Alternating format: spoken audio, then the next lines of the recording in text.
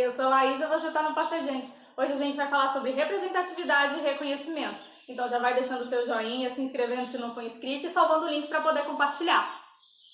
Bom, embora a ficção, aqui entendida como a contação de histórias que não necessariamente aconteceram, exista desde que existe humanidade, apenas muito recentemente personagens femininas, não brancas, não hétero e com deficiência passaram a ser representadas na ficção.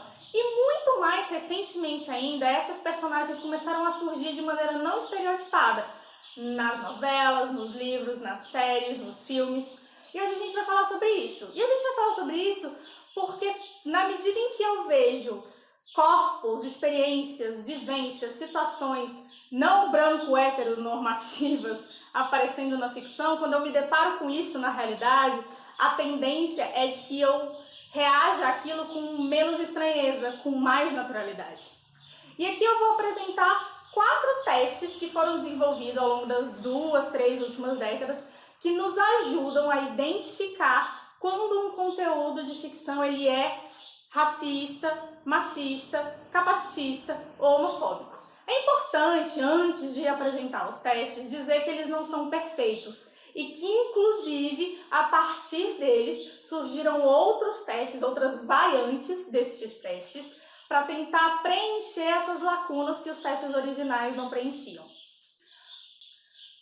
Para ajudar a entender o que seria essa chamada representação justa, e aqui justa sendo entendida como não estereotipada de grupos minoritários na ficção, eu vou passar 4 indicações de conteúdo original e nacional Netflix, que é para a gente poder aproveitar a audiodescrição, não é mesmo?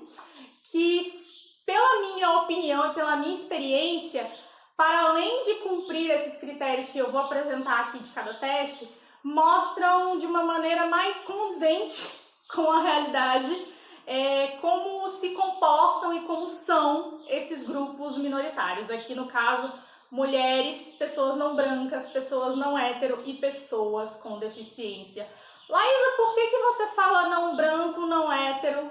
Bom, existe muita coisa além do negro, para além do que não é branco. E existe o L, o G, o B, o T, o Q, o I, o A e o mais. Então, não tem como eu falar assim, as pessoas gays ou as pessoas negras, porque aí eu vou estar excluindo uma cacetada de galera. Eu não quero fazer isso, por isso eu falo não branco e não hétero.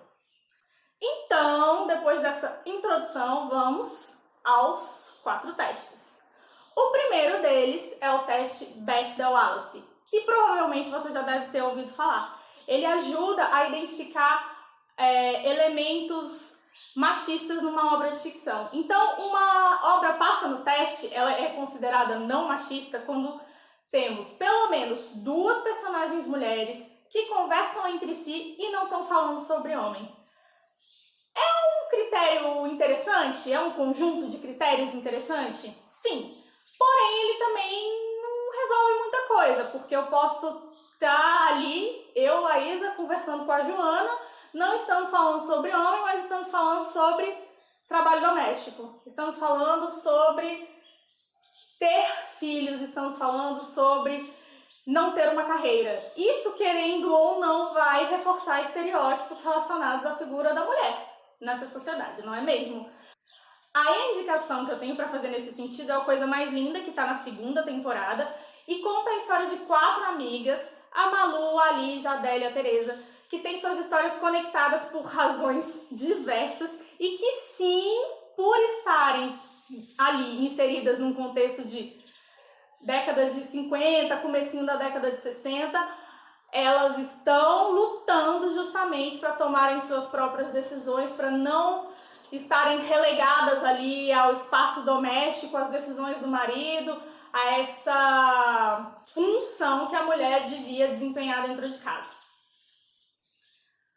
O nosso segundo teste é o teste do Vernet, que foi pensado para identificar elementos não brancos numa obra de ficção. Então a ideia dele é saber se um conteúdo ele é ou não racista, né? Aqui eu vou usar com perdão e a licença da palavra, racismo num sentido não só negro, tá? Vamos pensar no elemento étnico como um todo.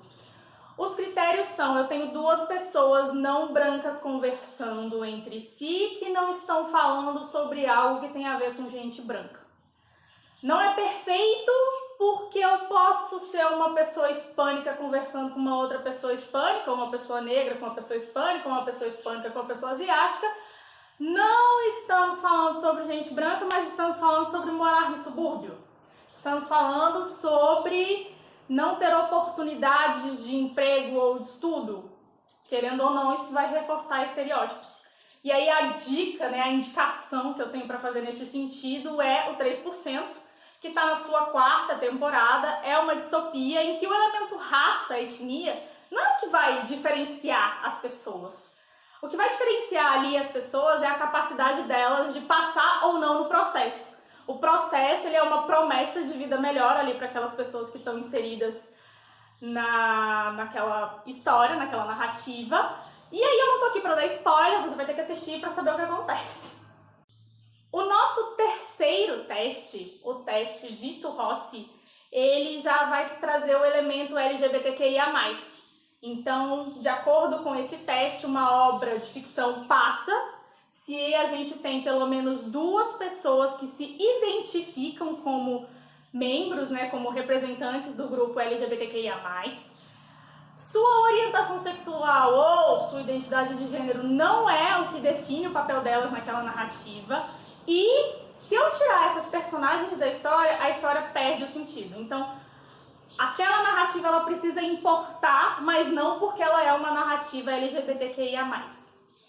E eu acho um pouco raso isso, porque a gente vai, às vezes, ter muitas opções do que fazer com aquela personagem na história. E, querendo ou não, a gente precisa de elementos de conflito. E talvez, e aí aqui eu posso estar enganada, o elemento de conflito seja não a orientação sexual e a identidade de gênero da pessoa, mas o como ela consegue fazer com que aquilo seja aceito ali no ambiente onde ela está, né? E aí a indicação que eu tenho para fazer é Boca a Boca, tá na 1ª temporada, foi lançada agora em meio à pandemia e trata justamente de uma doença que se espalha por meio do beijo. E ali a gente tem 3 personagens LGBTQIA+, cada uma vivendo seus conflitos, suas angústias, necessidades, expectativas, e ambas são muito importantes para o desenrolar da história. Por fim, a gente tem o teste Fries. O teste Fries ele vai fazer a gente pensar sobre capacitismo. Então a gente vai ali identificar minimamente se temos ou não uma boa representação de pessoas com deficiência. Os critérios do teste Fries são ter pelo menos 2 pessoas com deficiência, que têm suas próprias narrativas, ou seja, elas não estão ali para ensinar nada para ninguém, para ser exemplo de inspiração, da lição de moral, nada disso. Elas têm ali as suas vidas independentes na história. E ao final, a deficiência não pode ser erradicada, então eu não posso curar nem matar a pessoa com deficiência. Acho um pouco problemático, porque nem sempre a gente vai ter 2 personagens com deficiência no mesmo filme, série, livro. A gente tem algumas exceções, mas no geral, quando a gente tem personagens com deficiência numa série, num livro, numa novela, elas são uma só. Ou tem mais de uma, mas elas não se relacionam de maneira nenhuma, ou não têm a sua própria narrativa por motivos de capacitismo, ou elas são curadas ou mortas no final da história. Então, esse teste eu acho que é o mais difícil de passar, né? E aí a indicação que eu vou dar para vocês, de uma forma em que eu considero que a obra passa no teste e com louvor, com estrelinhas douradas, é Crisálida, que tem 1 temporada, 4 episódios, e trata da vivência de pessoas com deficiência auditiva, mas não é uma série sobre surdez, e eu já acho isso completamente maravilhoso. E acho maravilhoso o fato de que eles optaram por botar as pessoas que estão ali conversando em Libras, conversassem em Libras e a cena ficasse ficasse em silêncio quase absoluto. Porque quando tem um surdo conversando com outro surdo, ou um surdo com um ouvinte, muito provavelmente eles vão ficar em silêncio. Não vai ter um terceiro ali interpretando o que está acontecendo. Não vai ter uma pessoa dublando para você o que eles estão dizendo. Porém, eles também foram muito sensíveis às necessidades de pessoas com deficiência que forem assistir a série. E aí, se você coloca português com descrição de áudio, aí sim a gente tem alguém dublando a pessoa com deficiência auditiva ou ouvinte fazendo sinalização em libras, para que a pessoa com deficiência visual pudesse entender o que está acontecendo na série. Então eu achei assim, ótimo a escolha que eles fizeram enquanto roteiro, né? A opção de cena que eles fizeram. E eu acho ótimo porque eles foram sensíveis às necessidades de pessoas com outro tipo de deficiência. Eles não quiseram excluir do acesso ao conteúdo por motivos de escolha dramática, vamos chamar assim. Eu não sei quantos ou quais desses materiais vocês já assistiram, eu não sei se vocês já conheciam esses testes, eu tô louca para vocês me passarem sugestões. Eu também tenho muitas outras sugestões de conteúdos que considero passam em todos esses testes, passam com louvor, passam com menos louvor. Existem, né, como eu falei lá atrás, diversas variantes de cada um desses testes para preencher essas lacunas aí que a gente comentou ao longo do vídeo. Espero que vocês tenham gostado, me conta aqui nos comentários e passa adiante.